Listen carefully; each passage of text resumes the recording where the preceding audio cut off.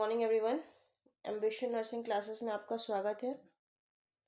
और आज जो हम लोग टॉपिक पढ़ेंगे उसका नाम है न्यूरोग्लिया। कल न्यूरॉन्स हम लोगों ने पूरा कर लिया था क्लास 3 में। आज हम लोग न्यूरोग्लिया के बारे में पढ़ेंगे। तो न्यूरोग्लिया को और क्या कहते हैं? तो न्यूरोग्लिया को कहते हैं ग्लियल सेल्स। और क्या बोलते हैं? इनका स्पेशल नाम है सपोर्टिव सेल्स।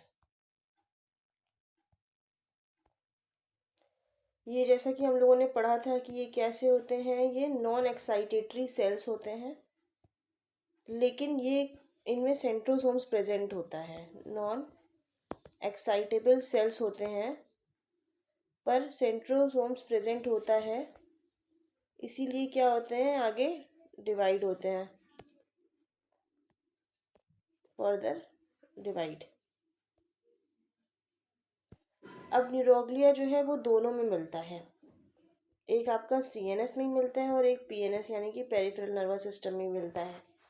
तो जो आपका सीएनएस में मिलता है वो कौन कौन से होते हैं? एस्ट्रोसाइट्स होते हैं। दूसरा आपके हो गए ओलिगोडेंड्रोसाइट्स हो गए।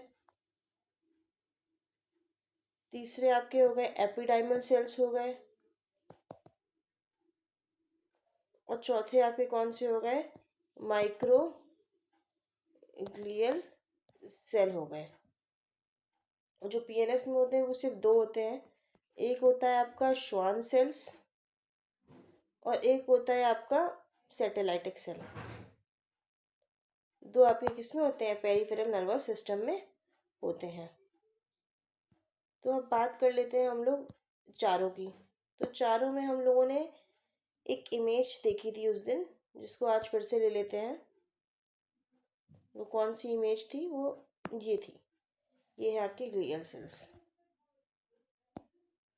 ये है आपकी ग्लियल सेल्स। अब इसमें हम लोगों ने क्या देखा था कि ये जो एस्ट्रोसाइट्स है वो कैसा था। पहले बात कर लेते हैं एस्ट्रोसाइट्स की। तो वो कैसी थी? एस्ट्रोसाइट्स जो थी वो हमारी कैसी थी? स्टार शेप की थी।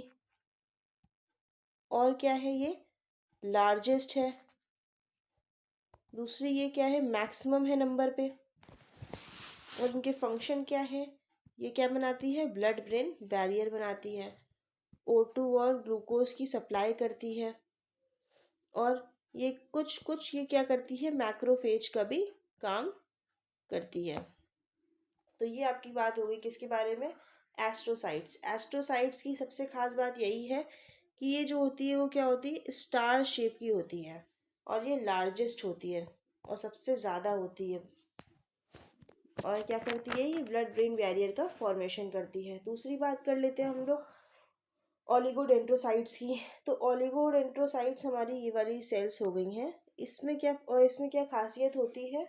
ये रिस्पॉन्सिबल होती है सेंट्रल नर्वस सिस्टम में माइलिन शीथ बनाने के लिए।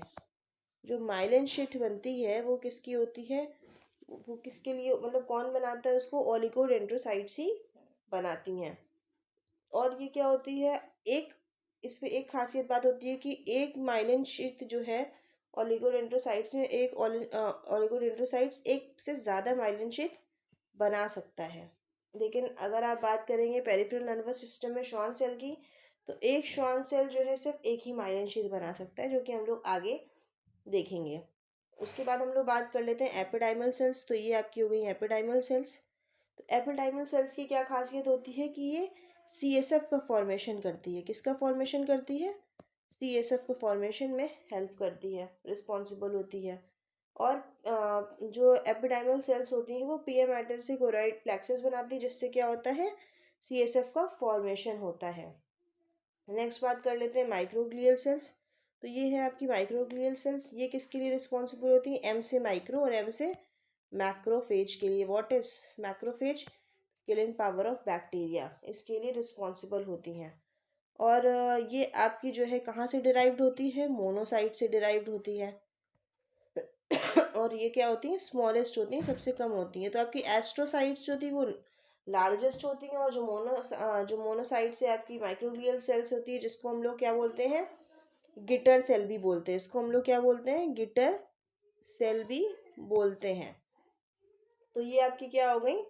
माइक्रोग्लियल सेल्स हो गई। उसके बाद हम लोग बात कर लेते हैं आपके पेरिफेरल नर्वस सिस्टम में।